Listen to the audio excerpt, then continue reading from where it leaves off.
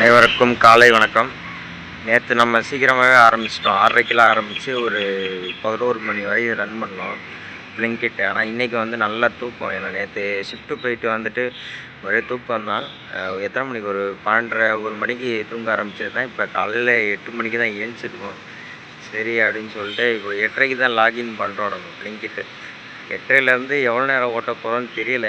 எப்படியும் ஒரு 11 மணிக்கெலாம் க்ளோஸ் பண்ணி ஆகணும். ஏன்னா 11 மணிக்கு க்ளோஸ் பண்ணால் தான் நான் 1 ஹவரில் கிளம்பி கம்பெனி போக முடியும். ஓகே, ஒரு 2.5 ஹவர்ஸ் தான் ஓட்ட முடியும். அதுக்குள்ளேயும் எவ்வளோ ஏர்னிங் வருதுன்னு பார்க்கலாம். ப்ளஸ்ஸு நம்ம அடுத்த கட்டமாக என்ன பண்ணுறோம், இப்போ ஷேர் மார்க்கெட்லேயும் கொஞ்சம் நிறைய விஷயம் கற்றுக்கிட்டு அதில் சின்ன சின்ன இன்வெஸ்ட்மெண்ட்டாக இப்போ ஸ்டார்ட் பண்ணிக்கிட்டு இருக்கேன். நான் இந்த இயர் ஸ்டார்டிங்லேருந்தே ஆரம்பிச்சிட்டேன். அதுவும் நம்ம கூட லிங்க் பண்ண போகிறோம். ஷேர் மார்க்கெட்டில் என்ன பண்ணுறோம், என்ன நிலவரம் நடக்குது அப்படிங்கிறதையும் நம்ம பார்க்க போகிறோம். நம்ம எதிர்பார்த்ததை விட நிறைய டெலிவரி பாய்ஸ் வந்திருக்காங்க. கிட்டத்தட்ட ஒரு 12-13 பேருக்கு மேலே நிற்கிறாங்க. பார்த்திங்கன்னா பைக் தெரியும். ஆனால் இப்போ பைக் உங்களுக்கு கம்மியாக இருக்கிற மாதிரி இருக்கும். ஆனால் நான் வந்த உடனே ரொம்ப அதிகமாக இருந்துச்சு பைக்கு. அதனால் இன்றைக்கி ஓட்ட போகிறதே நம்ம 2 ரூபா தான். அதில் எவ்வளோ ஏர்னிங் வரப்போகுதுன்னு தெரியலை. 100 ரூபா வந்தாலே 100 150 ரூபா ப்ராஃபிட் வந்தாலே அது ஆச்சரியப்படுற மாதிரி தான். ஏன்னா கம்மி டைம் டியூரேஷன் ஓட்டுறதுனால நமக்கு லாபம் ரொம்ப கம்மியாக இருக்கும். எவ்வளோக்கு எவ்வளோ நம்ம அதிகமாக ஓட்டுறோமோ அவ்வளோக்கு எவ்வளோ லாபம் பார்க்கலாம். ஓகே, நம்ம ஆர்டரை கம்ப்ளீட் பண்ணுறோம்.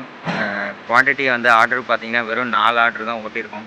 4 ஆர்டரில் மொத்தமாக நம்ம ஏர்ன் பண்ணது 150 ரூபா தான். இதில் 4வது ஆர்டரில் ஒரு ப்ராப்ளம் ஆகிட்டு. என்ன ப்ராப்ளம்னா, அதாவது மெப்ஸ்னு ஒரு இடம் இருக்குது தாம்பரமில். அந்த மெப்ஸ் என்ட்ரன்ஸ்குள்ளே போகணும் அப்படின்னா என்ட்ரி பாஸ் தனியாக அப்ளை பண்ணணும் போல். அது இப்போ தான் அந்த ரூல்ஸ் கொண்டு வந்திருக்காங்க. அந்த என்ட்ரி பாஸ் அப்ளை பண்ணுறதுக்காகவே டைம் ரொம்ப எடுத்துருச்சு. அது கூகுள் க்ரோமில் போய்ட்டு ஃபார்ம் ஃபில் பண்ணி அதை அவங்க அப்ரூவ் பண்ணி அதுக்கப்புறமா நமக்கு அந்த பாஸ் ரெடி ஆச்சு. உள்ளே நம்ம என்ட்ரி கொடுக்குறதுக்குள்ளேக்குமே கஸ்டமர் ஆர்டர் கேன்சல் பண்ணிட்டாங்க.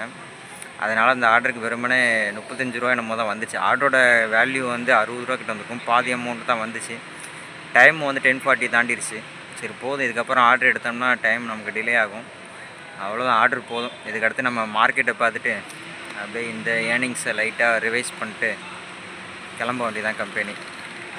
மார்க்கெட்டில் பொறுத்தவரையும் நான் சுஸ்லான் ஸ்டாக் வாங்கியிருக்கேன், சுஸ்லான் எனர்ஜின்ட்டு. அதுக்கப்புறமா டாட்டா மோட்டார்ஸ் வாங்கியிருக்கேன். சுஸ்லான் எனர்ஜி அப்படிங்கிற ஸ்டாக் வாங்கியிருக்கோம், ஒரு 350 குவான்டிட்டி வாங்கியிருக்கோம். அதுக்கப்புறமா டாட்டா மோட்டார்ஸ் ஒரு 6 ஷேர் வாங்கியிருக்கோம். இதை மார்க்கெட்டு அந்தளவுக்கு எக்ஸ்பர்ட்லாம் கிடையாது, பிகினிங் ஸ்டேஜ் தான். கொஞ்சம் கொஞ்சமாக இன்னும் நிறைய கற்றுக்க வேண்டியது இருக்குது. சரி ரைட், வாங்க நம்ம சேர்ந்தே கற்றுக்கலாம், ஒன்றும் பிரச்சனை இல்லை. இப்போ தான் லேர்னிங் ஸ்டேஜு. நம்மளை பார்த்து, நான் பண்ணுறதை பார்த்து ஒரு சில பேர் பார்ட் டைமாக ஏர்ன் பண்ணணும் அப்படிங்கிற மைண்ட் தாட் ஒரு சில பேர் இப்போ எனக்கு தெரிஞ்சு என்னோடய சர்க்கிளில் ஏர்ன் பண்ணுறாங்க இந்த மாதிரி. ஸோ இந்த வீடியோ நீங்கள் ஷேர் பண்ணிங்கன்னா நிறைய பேருக்கு அந்த மாதிரி மைண்ட் செட்டு மாறும். உங்களுக்கு பிடிச்சிருந்தால் லைக் பண்ணுங்கள். உங்களுக்கு ஏதாவது கமெண்ட் சொல்லணும் அப்படின்னு விருப்பம் இருந்துச்சுன்னா கமெண்ட் சொல்லுங்கள். மறக்காமல் கண்டிப்பாக சப்ஸ்கிரைப் பண்ணிக்கோங்க.